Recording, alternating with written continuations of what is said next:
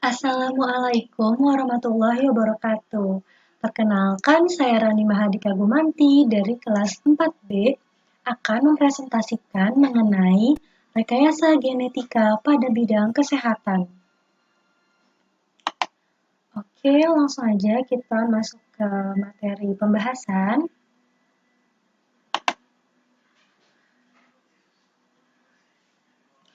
Rekayasa genetika pada bidang kesehatan.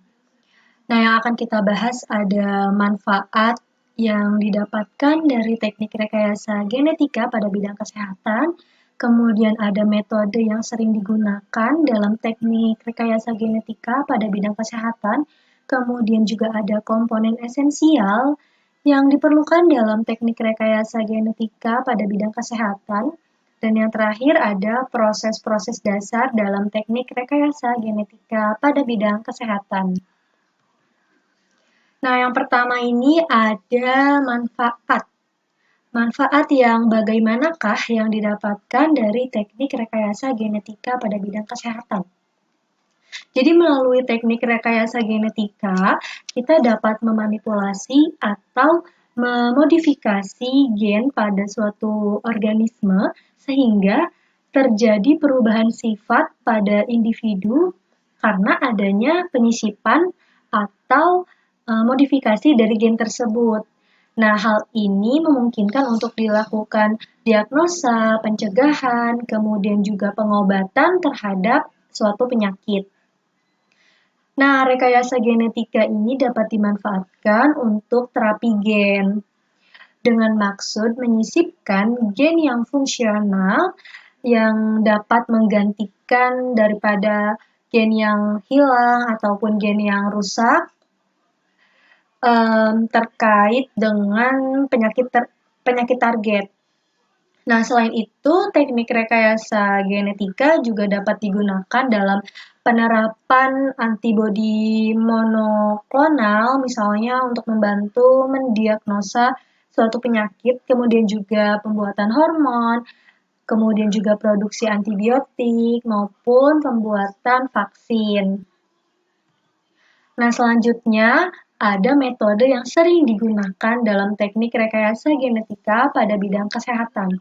Yang pertama ada metode terapi gen, di mana pada prinsipnya metode terapi gen ini adalah mentransfer atau menyisipkan gen fungsional yang dapat menggantikan gen yang hilang maupun yang tidak berfungsi sehingga dapat mengurangi efek negatif dari kondisi tersebut. Artinya terapi gen ini berarti dia menyisipkan gen yang fungsional, gen yang berfungsi dengan baik untuk menggantikan gen yang sudah tidak berfungsi lagi, sehingga dalam hal ini penyakit dapat disembuhkan atau dapat terobati gitu ya. Efek negatifnya dapat dikurangi atau bahkan disembuhkan. Kemudian yang kedua ada teknik atau metode PCR, yaitu dengan perbanyakan DNA melalui serangkaian tahapan utama yang diulang untuk suatu siklus tertentu.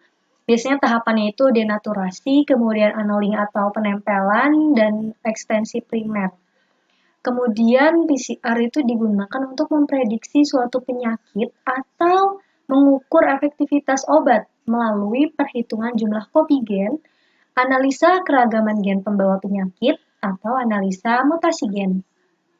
Nah, yang ketiga ini ada DNA rekombinasi, di mana terjadi pembentukan kombinasi materi genetik yang baru yang diperoleh dari penggabungan DNA dari berbagai sumber yang berbeda dan dilakukan penyisipan molekul DNA ke dalam suatu vektor, sehingga memungkinkannya untuk terintegrasi dan mengalami perbanyakan di dalam suatu sel organisme lain yang berperan sebagai sel inang.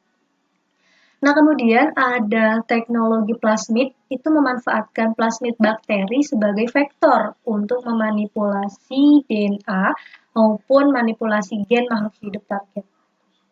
Dan yang terakhir ada cloning gen, di mana cloning gen ini berarti cloning yang melibatkan proses rekayasa genetika. Cloning gen ini sangat rumit Dan pada prinsipnya itu adalah menggandakan jumlah DNA rekombinan melalui proses perkembangbiakan sel bakteri. Biasanya yang dipakai itu bakteri Escherichia coli.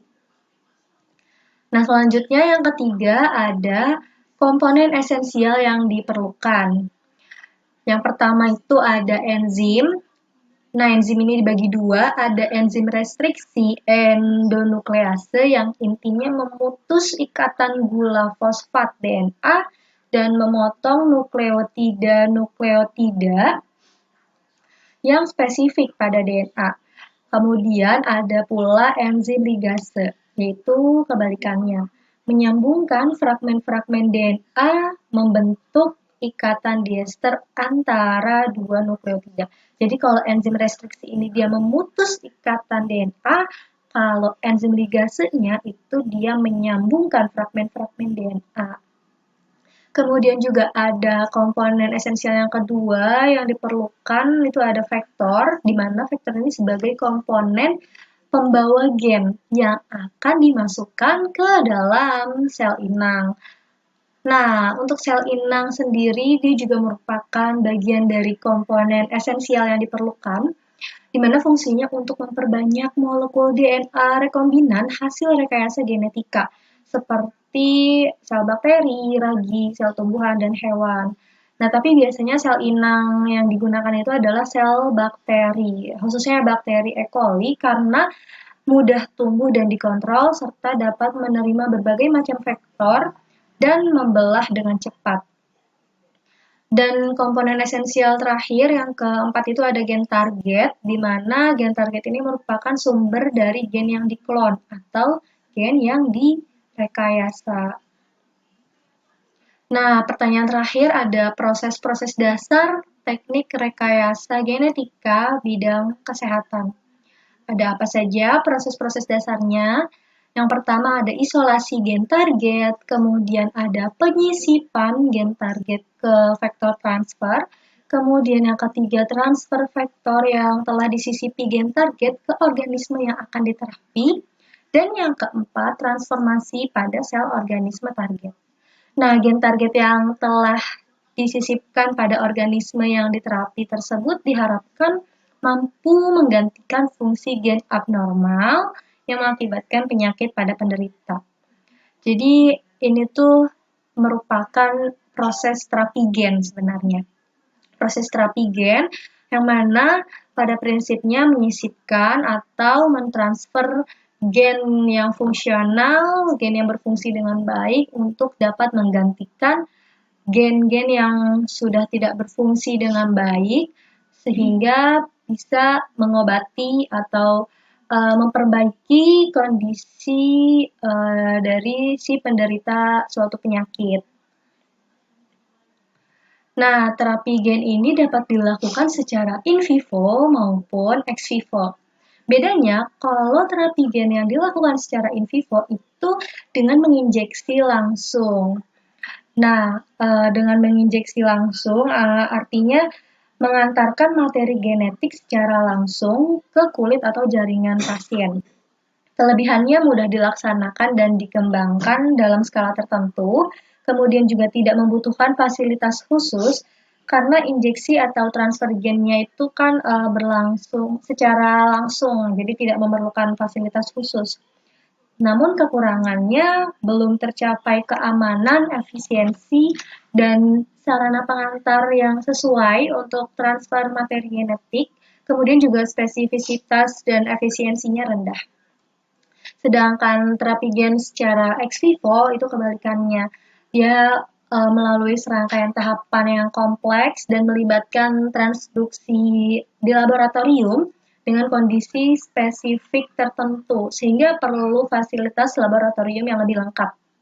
Nah, kalau ex vivo ini, dia punya kelebihan, sudah lazim digunakan untuk pengobatan luka biasa maupun luka bakar, kemudian juga efisiensi transfer gen, dan jenis sel yang dituju itu biasanya dapat ditentukan sebelum dihantarkan ke kulit pasien. Kemudian juga transfer gen pada kultur bermanfaat untuk merekayasa sel-sel yang tumbuh melalui vektor virus yang hanya menginfeksi sel-sel yang sedang membelah. Kemudian juga biasanya kalau terapi gen secara ex vivo itu spesifisitas dan efisiensinya tinggi. Namun kekurangannya rumit, mahal, dan menimbulkan rasa nyeri. Selain itu juga terapi gen dibedakan menjadi dua tipe utama, yaitu terapi gen sel embrional dan terapi gen sel somatik atau sel tubuh. Kalau terapi gen sel embrional itu pada intinya menggunakan sel kelamin, baik sel kelamin jantan yaitu sperma, maupun sel kelamin betina yaitu ovum yang dimodifikasi dengan adanya penyisipan gen fungsional yang terintegrasi dengan genomnya.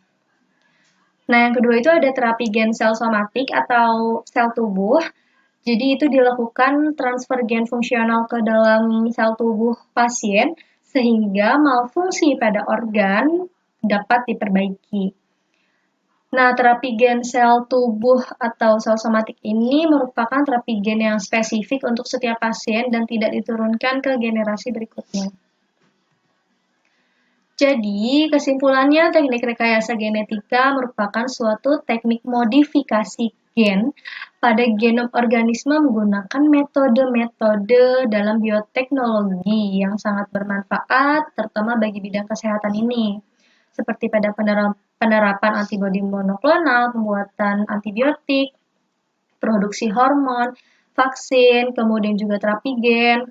Nah, pelaksanaannya juga di bidang kesehatan bisa menggunakan metode terapi gen, DNA rekombinasi, PCR, teknologi plasmid, kemudian juga cloning gen. Unsur-unsur esensialnya juga ada enzim restriksi dan enzim ligase, vektor, kemudian sel inang, dan gen target.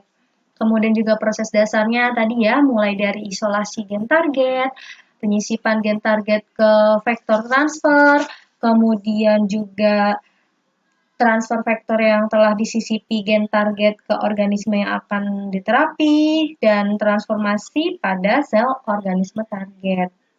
Sehingga diharapkan gen target yang telah disisipkan pada organisme ini bisa menggantikan fungsi gen abnormal yang mengakibatkan penyakit pada penderita. Terapi gen juga dibagi menjadi dua tipe utama, yaitu terapi gen sel embrional dan terapi gen sel somatik.